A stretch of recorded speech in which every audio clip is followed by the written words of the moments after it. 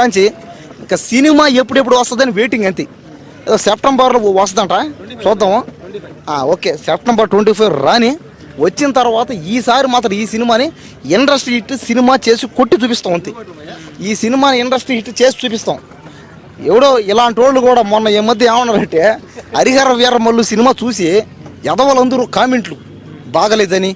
అలాంటి వాళ్ళందరికీ ఎందుకులే, ఇంకా ఎంత మంచిది ఆ సినిమా. ఒక చరిత్ర గొప్పతనాన్ని చెబితే దాన్ని కూడా ట్రోల్ చేసి మంచి చెప్పినా కూడా చెడుగా చూపించేసారు అంతా. కానీ ఈ సినిమా మాత్రం ఎట్లేదని ఖచ్చితంగా. ఎందుకంటే పవన్ కళ్యాణ్ గారి నుంచి మనం కోరుకుందాలి ఒకటి ఏంది, కమర్షియల్ అంతే, స్టైల్గా కొత్తదనం. కాబట్టి ఈ సినిమాలో మాత్రం అది ఉండదు, కనబడుతుంది. ఇంకా పాట అయితే ఇంకా చెప్పలేదు.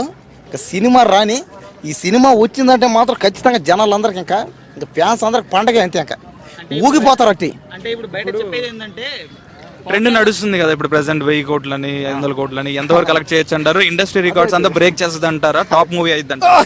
సారీ బాయ్, ఈ మధ్య కలెక్షన్ గురించి ప్రతి ఒక్కటి మాట్లాడేస్తున్నాడు. నాకు చాలా బాధగా ఉంది. కలెక్షన్ గురించి ఎవడంటే ఆడు ఎదవలు నోటికి వచ్చినట్టు మాట్లాడుతున్నారు. కాబట్టి కలెక్షన్ గురించి దయచేసి కామెంట్లు చేయకండి. కలెక్షన్ అనేది ఏంది, సినిమా కలెక్షన్ అనేది ఆ సినిమా సత్తా బట్టి స్టామినా బట్టి పోతుంది. ఆ సినిమా ఎంత కష్టం చేస్తే అంత కలెక్షన్ వస్తుంది. కాబట్టి కష్టపడందే సినిమాకి కలెక్షన్ అయితే రాదు. అది మనం చూస్తే అర్థం అవుద్ది. కాబట్టి ఈ సినిమా అన్ని సినిమా రికార్డుని బ్రేక్ చేయాలి. అన్ని సినిమాల కంటే ఎక్కువ డబ్బులే రావాలి. ఆ నిర్మాతలు, ప్రొడ్యూసర్లు, యాక్టర్లు అందరూ బతకాలని నేను చెప్తున్నా. అంతకు 10 ఇంతలు రావాలని. అంటే సినిమాకి 100 కోట్లు పెడితే 1000 కోట్లు, 1000 కోట్లు పెడితే 10,000 కోట్లు, అంత అంటే 10 ఇంతలు రావాలని అంటున్నా. కానీ ఆ సినిమా బడ్జెట్ ఎంతో నాకైతే తెలియదు, నాకు క్లారిటీగా. ఒకవేళ వాళ్ళు తెలిసిన తర్వాత నేను మళ్ళీ చెప్తాను. కానీ ఇప్పుడైతే నాకు క్లారిటీగా తెలీదు. కాబట్టి సినిమాకి పెట్టిన దానికి 10 ఇంతలు రావాలని నేను కోరుకున్నా మనస్ఫూర్తిగా. అది డైరెక్టర్ సుజిత్ ఇంతకు ముందు సినిమా సాహో చాలా పెద్ద ఫ్లాప్ అయింది. మరి ఆ డైరెక్టర్ మీద మీ ఎక్స్పెక్టేషన్స్ ఉన్నాయి? ఎలా తీస్తారంటారు? హిట్ కొడతారా? అదే ఏంటంటే అప్పుడు అతను బాహుబలి సినిమా తర్వాత ప్రభాస్ గారితో తీయడం, ప్రభాస్ గారిని ఆ రేంజ్లో చూడటం అందరం. తర్వాత ఇదేమో ఆ రేంజ్ తగ్గట్టు లేకపోయా, తక్కువలో ఉంది. కాబట్టి ఏంటంటే ప్రభాస్ గారిని బాహుబలి మనం చూసినాక మనకు ఎక్స్పెక్టేషన్ మొత్తం మనకు భారీ అవుతాయి అనమాట. అంటే ప్రభాస్ అంటే ఇంక మనకు ఆ లెవెల్ అంతే.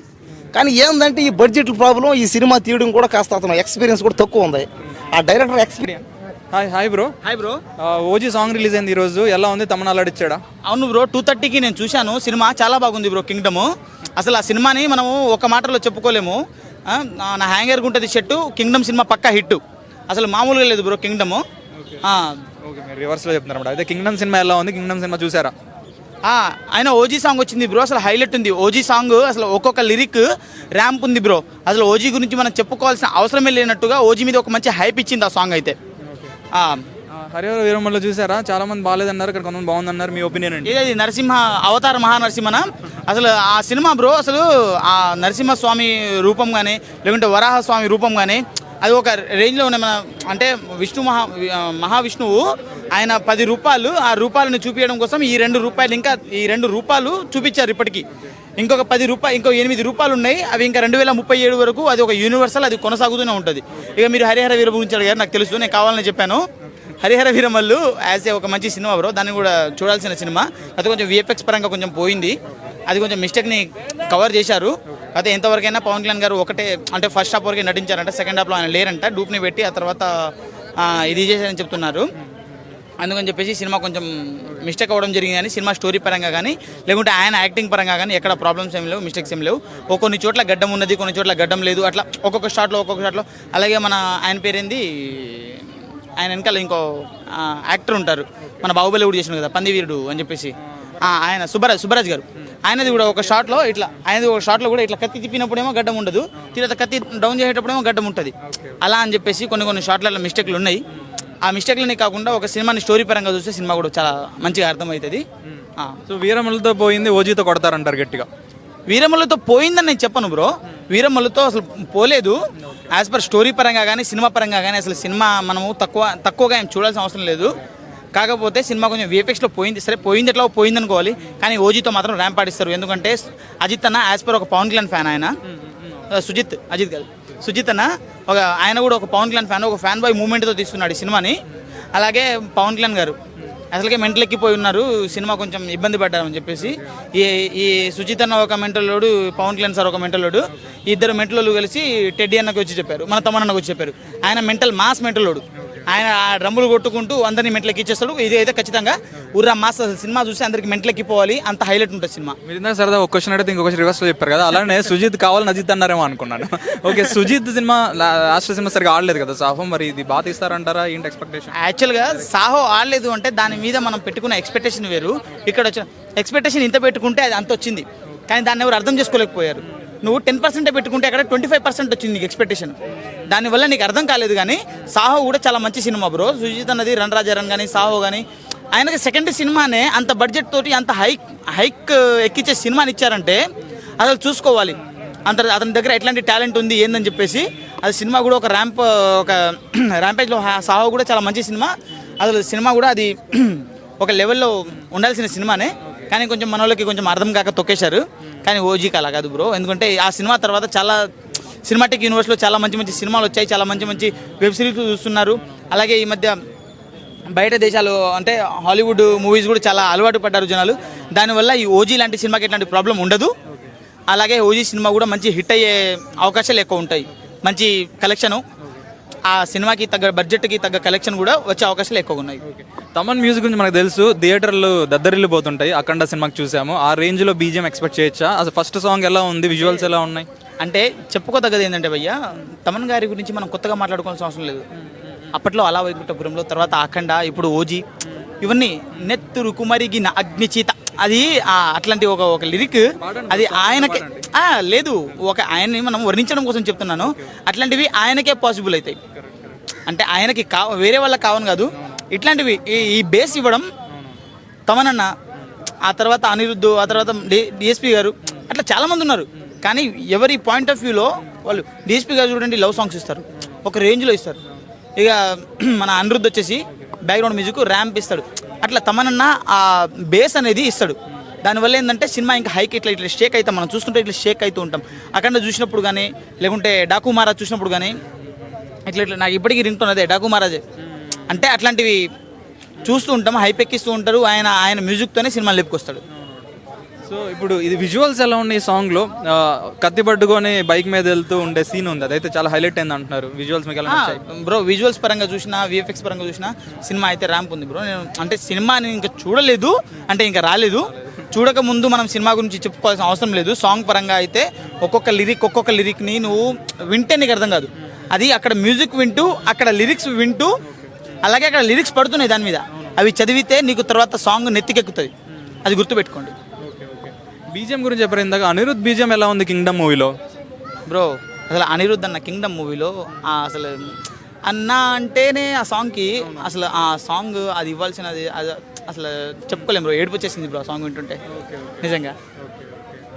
సో సాంగ్ ఏమైనా పాడతారా మా కోసం? ఓజీ సాంగ్ కానీ లేకపోతే టీజర్ సాంగ్ కానీ? ఆమె సాంగ్ రైటర్, కాకపోతే ఇట్లాంటి సాంగ్స్ నేను పాడలేను. నాకు ఓన్ సాంగ్స్ ఉన్నాయి, అవి కుదిరితే ఇప్పుడు వద్దు, మళ్ళీ తర్వాత మీకు ప్రాబ్లం అవుతుంది. వద్దులే, గుర్తుండడం కాదు, అవి ఎప్పుడు మనం రాసుకున్నామంటే మన మైండ్లో ఉంటాయి. పాడదాము, సాంగ్ ఏముంది బ్రో, సాంగ్లు ఏముంటే పాడుతూనే ఉంటాము. కాకపోతే ఇప్పుడు కాదు.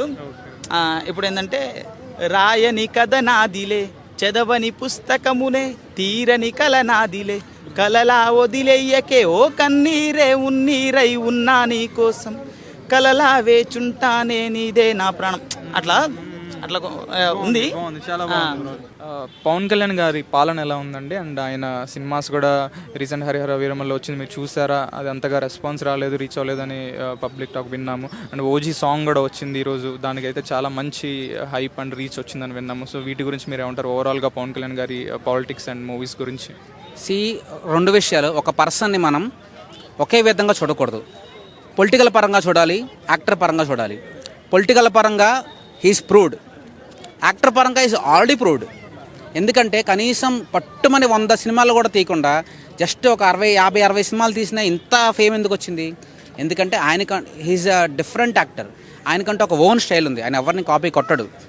కానీ ఈ హరిహర వీరమల సినిమాలో మీరు చూస్తే కనుక బ్యాక్డ్రాప్ ఎలా ఉంటుందంటే, ముస్లిమ్స్ అంతా కూడా బ్యాక్డ్రాప్, వాళ్ళు ఎంత హిందూస్ని ఇబ్బంది పెట్టారు, వాళ్ళ టెంపుల్స్ని కోలగొట్టి ఆ శిస్తు కట్టాలి లేకపోతే చంపేస్తాం, ఇట్లాంటి బ్యాక్డ్రాప్ ఎప్పుడైతే వస్తుందో అది అందరూ యాక్సెప్ట్ చేయకపోవచ్చు, కానీ రాబోయే ఓజీ మాత్రం బ్లాక్ బస్టర్ అవుతుంది. ఆ సాంగ్ మాత్రం ఎక్సలెంట్గా ఉంది. తమన్ మ్యూజిక్ కానీ ఆ లిరిక్స్ కానీ చాలా బాగున్నాయి. ఖచ్చితంగా అందరూ యాక్సెప్ట్ చేస్తారు. అది విజువల్స్ ఎలా ఉన్నాయండి సాంగ్లో? ఒక సీన్లో అయితే బైక్ రైడ్ చేస్తూ స్వాడ్ పట్టుకొని వెళ్ళాడు. సో దానికి మీ రియాక్షన్ ఏంటి? ఇంకా అంతకు మించిన యాక్షన్ ఉంటుందంటారా ఓవరాల్ మూవీలో? సింహానికి జూల్ అందం, పవన్ కళ్యాణ్కి క్రాఫ్ అందం. అలాంటి పవన్ కళ్యాణ్ క్రాఫ్ట్తో పాటు చేతులు కత్తుంటే అది ఇంకా బలం చేకూరుస్తుంది. అంటే బ్యాక్డ్రాప్ ఏంటో మనకు తెలియదు, స్టోరీ మనకు తెలియదు, కాబట్టి సిచ్యువేషన్ తగ్గట్టు మాత్రం అదైతే అదిరిపోయింది. That is really hats off for the director. OG first song release అయింది ఈరోజు, ఫైర్ స్టామ్ సాంగ్. ఎప్పటి నుంచో ఎదురు చూస్తున్న సాంగ్ రిలీజ్ అయింది. తమన్ గారు ఎలా ఇచ్చారు మ్యూజిక్? తమన్ గారు అంటే మనకు తెలుసు, బాలయ్య బాబు గారి ఆల్బమ్స్ కానీ, ఇంతకుముందు మనకి పవన్ కళ్యాణ్ గారు బెస్ట్ ఆల్బమ్స్ ఉన్నాయి, గబ్బర్ సింగ్ కానీ, తమన్ గారు ఇచ్చిన ఆల్బమ్స్ కూడా ఉన్నాయి. సో వాటి రేంజ్ రీచ్ అయ్యిందా ఈ సాంగ్? ఎలా అనిపించింది? బాగుంది సాంగ్, నేను కూడా విన్నాను. చాలా బాగుంది, మ్యూజిక్ బాగుంది, గానం బాగుంది, దాంట్లో లిరిక్స్ బాగున్నాయి, అర్థాలు బాగున్నాయి, ప్రతిదీ బాగుంది. సాంగ్ సినిమా కోసం వెయిటింగ్. ఈ సాంగ్ కోసం ఛానల్ బట్టి వెయిటింగ్లో ఉన్నాము. సాంగ్ ఈరోజు రిలీజ్ అయ్యేటప్పటికి ఎక్కడ లేని ఆనందాలు వచ్చాయి, కళ్ళల్లో సంతోషాలు వచ్చాయి, ఒక్కసారిగా ఎగిరి గంతేసినంత ఆనందం వచ్చింది.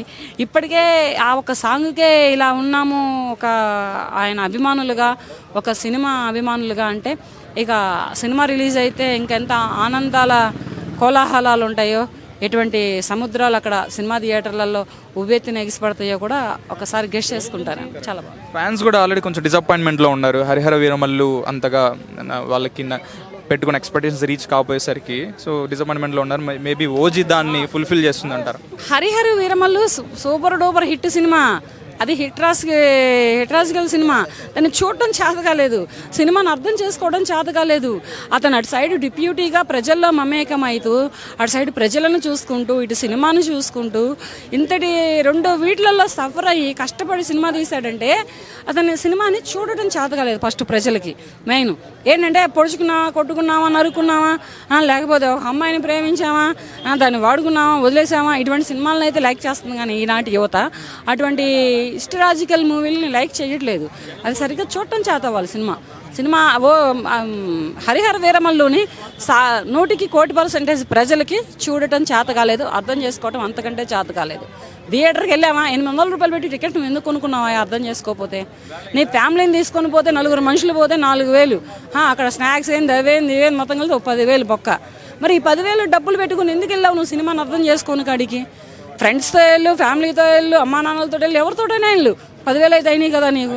అయినప్పుడు నువ్వు ఇంత ఖర్చు పెట్టుకొని వెళ్ళినప్పుడు సినిమాని అర్థం చేసుకోవాలి. ఇప్పుడు ఒక టీచరు ఒక క్లాస్లో ఒక స్టూడెంట్కి చెప్పిద్ది, రాకపోతే బెత్తం పెట్టి ఒకటి బీకిద్ది, అప్పుడు వెలిగిద్ది వాడికి ఆ బలుపు.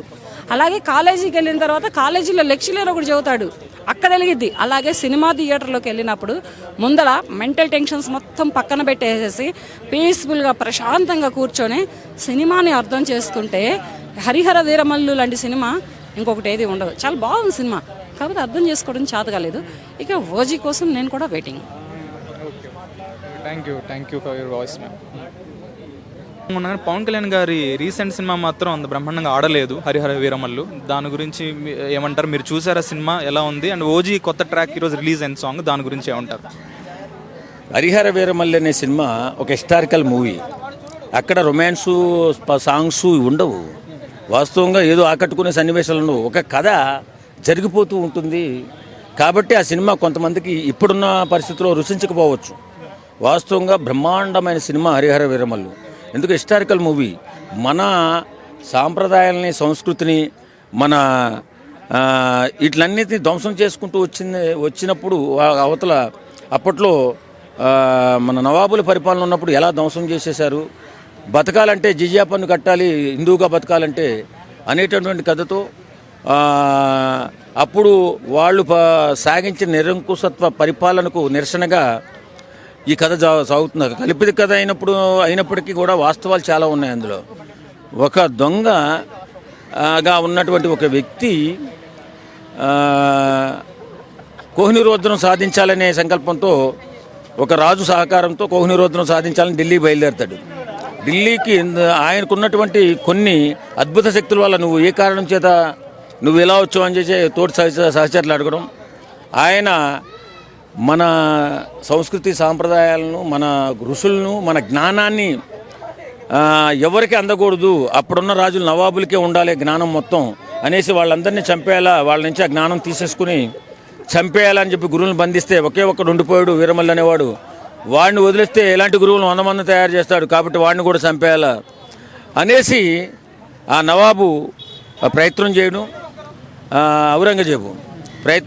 ఔరంగజేబుని ఎట్లయినా ఔరంగజేబుని ఓడించే మన జ్ఞానాన్ని సముపార్జించేటటువంటి గురువులని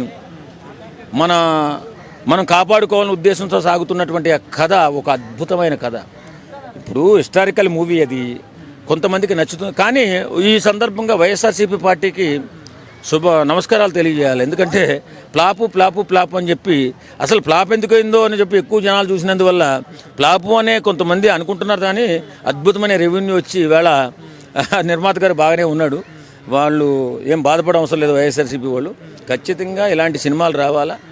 ఇప్పుడు నెక్స్ట్ వచ్చేటటువంటి ఓజీ సినిమా అది బాక్స్ ఆఫీస్ బద్దలు కొట్టబోతుంది త్వరలో. ఎందుకంటే ఒక గ్యాంగ్స్టర్ కథైనా ఒక ఉన్నతమైన ఆశయాలతో ఒక అద్భుతమైన కథగా మలిచారని చెప్పి అంటున్నారు మన కుర్రోళ్ళు. ఖచ్చితంగా ఆ సినిమా కూడా వస్తుంది. ఒక అద్భుత చిత్రంగా తెలుగు చిత్ర సీమలో విజయం సాధిస్తుందని నేను నమ్ముతున్నాను. తమన్నా ఎలా ఇచ్చారండి మ్యూజిక్? బాలయ్య బాబు సినిమాలంటే అసలు ఒక పూనకంగా బ్లాక్ బస్టర్ ఆల్బమ్స్ ఇచ్చారు, అలానే ఓజీ కూడా ఇస్తారంటారా? Pawan Kalyan Gabbar Singh range album expect చేయొచ్చు అంటారా? ఎలా అనిపించింది మీకు ఫస్ట్ సాంగ్, అందులో చూపించిన విజువల్స్ కానీ? బాలయ్య బాబుకి అనుంగ సోదరుడు తమన్ గారు బాలయ్య బాబుని ప్రాణం పెట్టి కొడతారు. మ్యూజిక్ నిజంగా చాలా అద్భుతంగా చేస్తారు. అలాగే మన పవన్ కళ్యాణ్ గారు అంటే కూడా ప్రియమైన సోదరుడు. ఆయనకి అనుంగ సోదరుడు అంటే ఆయన ప్రియమైన సోదరుడు. పవన్ కళ్యాణ్ గారు కూడా చాలా ఇష్టం. ఆయనకి ఇష్టమే కాదులే, ఆయన డెడికేషన్ అలాంటిది. ఓ బ్రహ్మాండమైన బీజియంతో పాటు మంచి మ్యూజిక్ అందిస్తారని చెప్పి అనుకుంటున్నాం. తప్పనిసరిగా సినిమా విజయంలో గట్టి పాత్ర తమన్ గారిది ఉంటుందని చెప్పి కోరుకుంటున్నాం. బాలబాబు గారిది ఇప్పుడు నేషనల్ అవార్డ్స్లో ఉత్తమ తెలుగు చిత్రంగా మనకి భగవంత్ కేసరికి అవార్డు వచ్చింది. దాని గురించి ఏమంటారు, మీ అభిప్రాయం ఏంటి? బ్రహ్మాండం, చాలా ఆనందంగా ఉందండి. మేము కూడా చిత్ర పరిశ్రమకు సంబంధించిన వాళ్ళమే కాబట్టి ఇలాంటి ప్రోత్సాహం ఉంటేనే మంచి చిత్రాలు వస్తాయి. భగవత్ కేసరికి ఈ అద్భుత అవకాశం ఇచ్చినటువంటి ఆ సెలెక్టర్స్కు నమస్కారాలు తెలియజేసుకుంటున్నాం. అలాగే ఇలాంటి సినిమాలు రావాలి. బ్రహ్మాండమైన తెలుగు సినిమా ఇండస్ట్రీకి దశదిశ వ్యాపించి మనకు మంచి పేరు తేవాలి. ఖచ్చితంగా మన డైరెక్టర్లు ఇప్పుడున్న పరిస్థితుల్లో అద్భుతమైన సినిమాలు చేస్తున్నారు. ఇండియా మొత్తం తెలుగు డైరెక్టర్ కలిసి చూసే పరిస్థితికి వేళ వచ్చిందంటే మన చిత్రసీమ అద్భుత ప్రగతిని సాధించింది.